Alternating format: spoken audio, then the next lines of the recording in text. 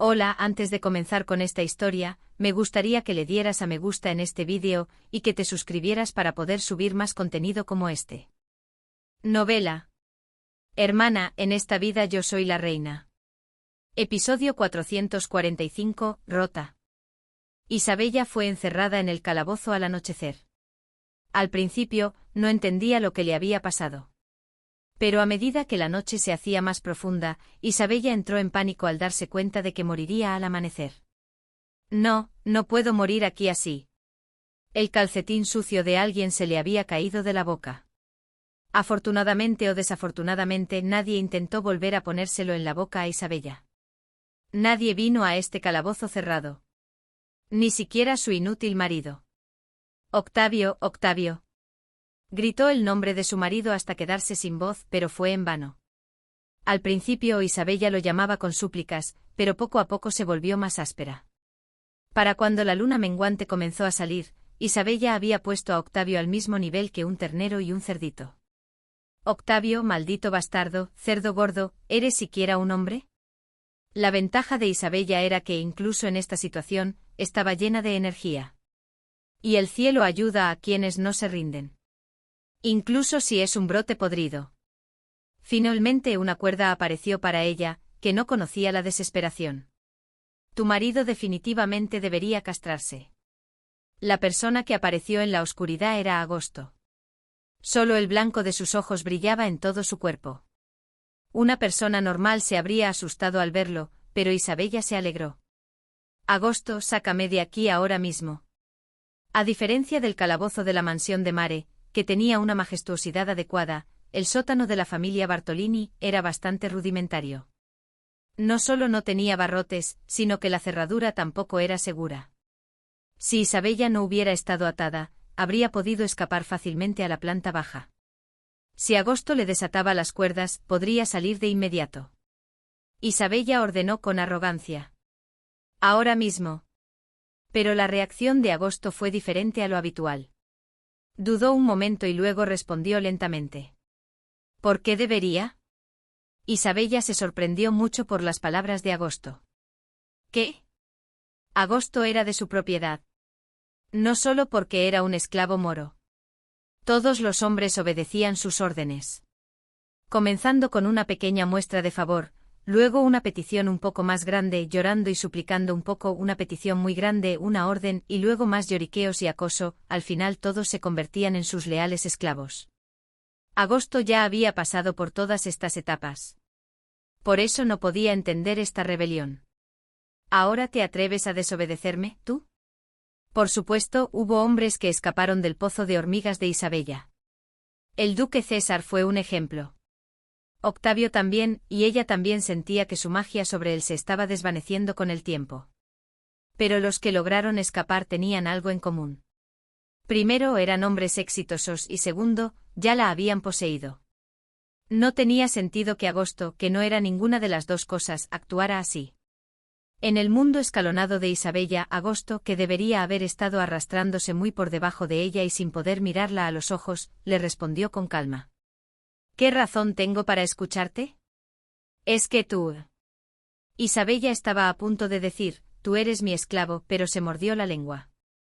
Había pagado el precio del esclavo de una sola vez. No lo recordaba bien. Agosto era moro obediente y no protestaba por los salarios impagos, así que ella simplemente lo consideraba un esclavo por conveniencia, pero no estaba segura. El trabajo que me encomendaste al contratarme es el de guardaespaldas personal. Pero lo que me pides que haga no es en absoluto el trabajo de un guerrero, y además, llevas medio año sin pagarme el sueldo. Eso. Así que sí había un sueldo.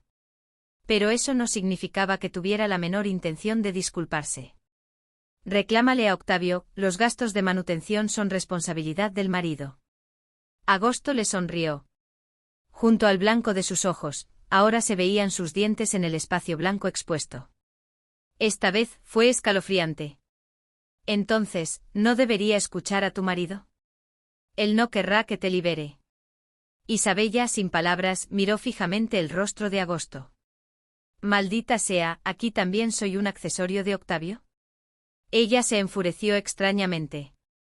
Esa ira también salpicó a Agosto. Hasta ahora siempre me has escuchado. Ella se enfadó aún más. ¿Quieres dinero? Si fuera así, ya me habrías dejado, finges ser leal y me proteges, y luego me traicionas descaradamente en este momento de desesperación. Isabella realmente se enfureció como si Agosto hubiera aparecido para apuñalarla por la espalda cuando ella estaba más débil. Olvidando sus días de servicio no remunerado. Por eso te quedaste a mi lado.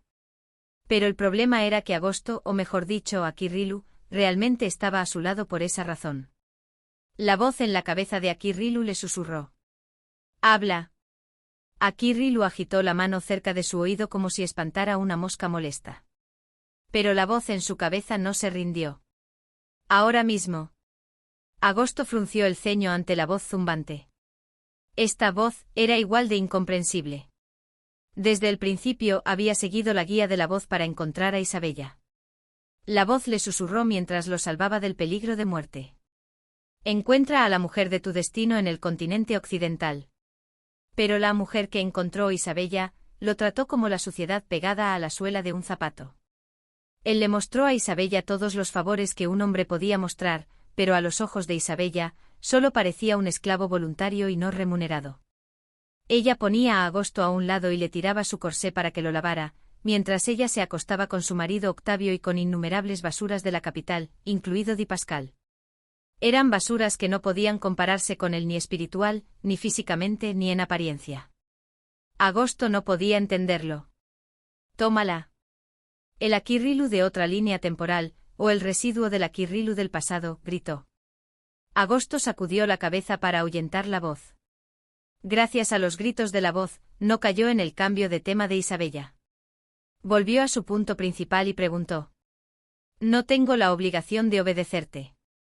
Entonces, ¿por qué debería liberarte?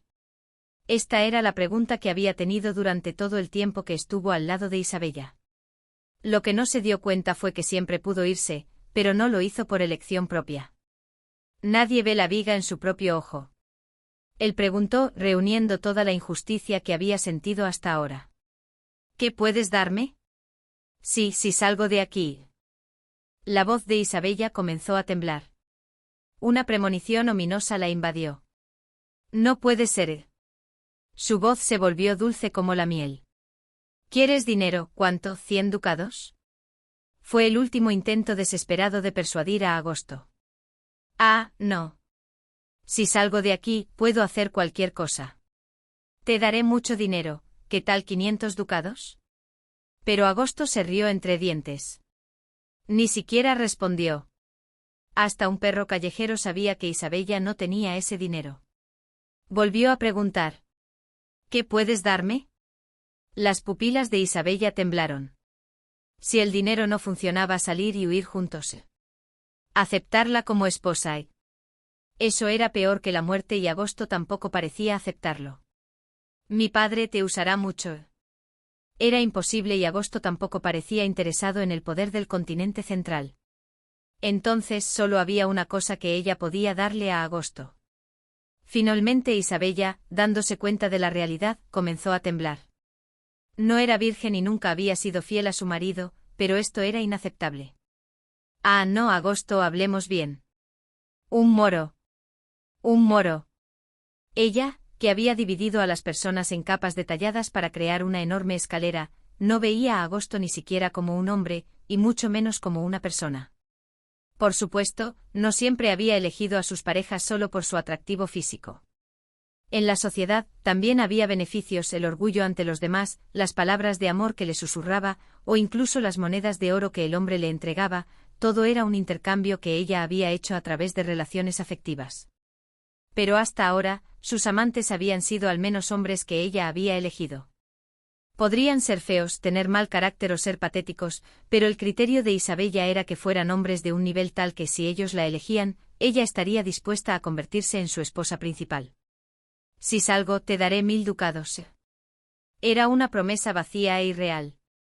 Isabella se dio cuenta de que no tenía la capacidad de conseguir ese dinero, y que le estaba ofreciendo dinero a alguien que no lo necesitaba, así que en algún momento se calló.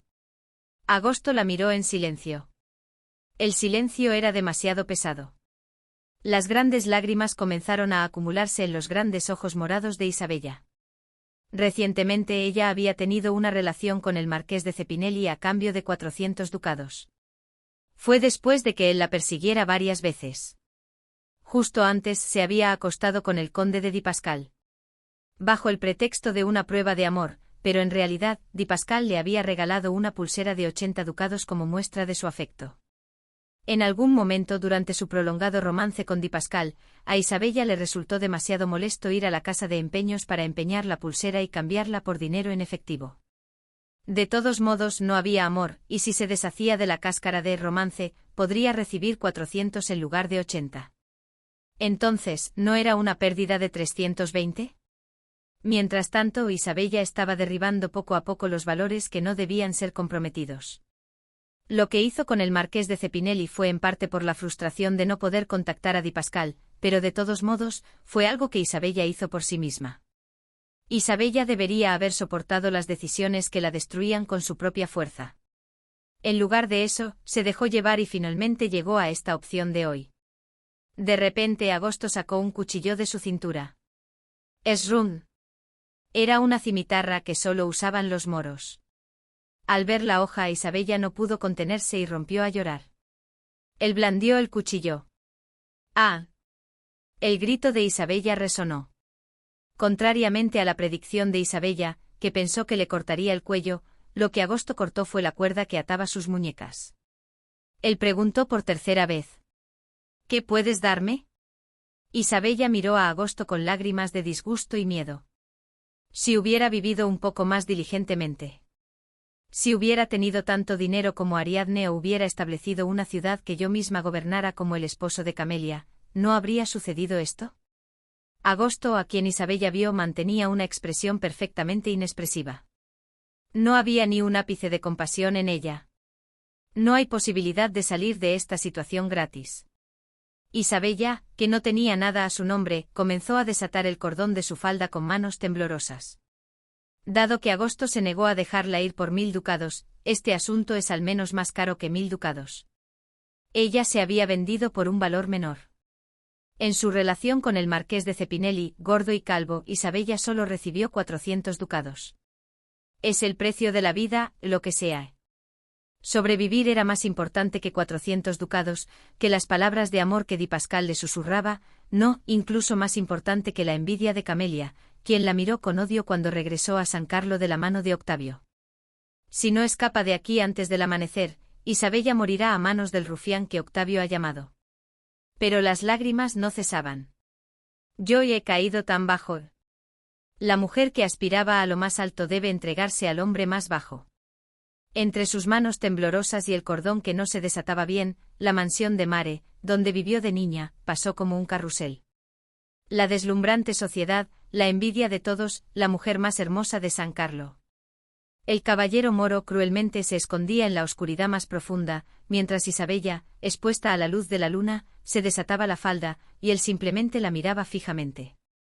Isabella lloró con la sensación de que algo se rompía en su corazón. Lloró de verdad y lloró con el alma. Esrun. Después de una ardua lucha, el cordón de la falda finalmente se desató. La ropa exterior se deslizó a ambos lados, y una enagua muy fina y abullonada, y las piernas desnudas de color perla escondidas debajo, brillaron fugazmente a la luz de la luna. Eran unas piernas muy hermosas. Pero Isabella pensó. Parezco un pescado. Parecía que Agosto también compartía la impresión de que sus piernas parecían pescado. Agosto, en lugar de abalanzarse, miraba a Isabella con una mirada como si estuviera viendo un pescado de verdad. Por el contrario, en su cabeza, Aquirrilu se desataba. Vamos, vamos, vamos, ella misma lo está ofreciendo, ¿por qué dudas? Vamos, vamos, vamos, vamos, vamos, vamos. Agosto se mantuvo en su lugar, sintiendo que algo no estaba bien al hacer lo que le decía esa voz loca. Pero en medio de eso, la voz de Isabella resonó. Ayúdame, por favor. Ella se arrastró de rodillas hacia Agosto, quien permanecía inmóvil, atado con la cuerda. Te daré lo que sea, solo sácame de aquí. Ella le suplicó con el rostro empapado en lágrimas al bárbaro que ni siquiera pensaba en tocarla. Por favor, acéptalo. León III estaba en su lecho, dando vueltas sin poder dormir. Con la edad, se había vuelto más común que se quedara dormido temprano y se despertara en medio de la noche sin poder volver a conciliar el sueño. Hoy era uno de esos días. Es por la vergüenza que pasé durante el día. Es porque ese Alfonso lo hizo quedar como un tonto y un idiota frente a los invitados extranjeros. Si se enoja, no hay forma de que pueda dormir profundamente. Las preocupaciones eran inmensas. Ya había recibido una parte de la dote de la princesa Julia Helena como pago inicial, pero Alfonso se negaba a casarse. León III ya tenía planes estrictos sobre dónde gastar ese dinero. No había dinero que no tuviera que gastar. Le dolía la cabeza. Crujido. Ja. León III pensó. Cuando uno envejece, los oídos se vuelven demasiado sensibles y se escuchan ruidos extraños. Sí, todo es culpa de ese Alfonso. Ese Alfonso estaba cagando en el orinal, desbordado de bendiciones. La princesa Julia Helena era joven y hermosamente fresca. Era una pareja que ningún hombre rechazaría. Si fuera el propio León III, nunca la habría rechazado. Eran muy pocas las mujeres que podían conmover su viejo cuerpo. Ah, claro, no es que realmente se haya conmovido. Eso no sucedió. Para eso, estaba demasiado viejo. Pero ese Alfonso rechazó a una belleza así, incluso manchando el honor de su padre. Lo que él no podía tener. Lo que su hijo sí podía tener. León III volvió a enfurecerse. Crujido. Se escuchó de nuevo el sonido de la tela rozando. ¿O era el crujido de las tablas de madera? ¿Será una rata? Decidió que si volvía a escuchar ese sonido, llamaría a un sirviente de afuera y lo castigaría por no haber mantenido adecuadamente el palacio. Podría incluso golpearlo con un palo, no azotarlo. Tal era la irritación y la ira que lo invadían. ¡Clang! Pero el tercer sonido fue casi una explosión en comparación con los ruidos anteriores. León III se sobresaltó y se sentó de golpe en la cama. Y casi le da un ataque al corazón. Ese fuerte ruido era el sonido de la cerradura de un pasadizo secreto en desuso que se rompía. Pensó que era un asesino, pero no lo era. Lo que salió del pasadizo secreto era una belleza deslumbrante, rubia, con solo una camisa de dormir hecha jirones.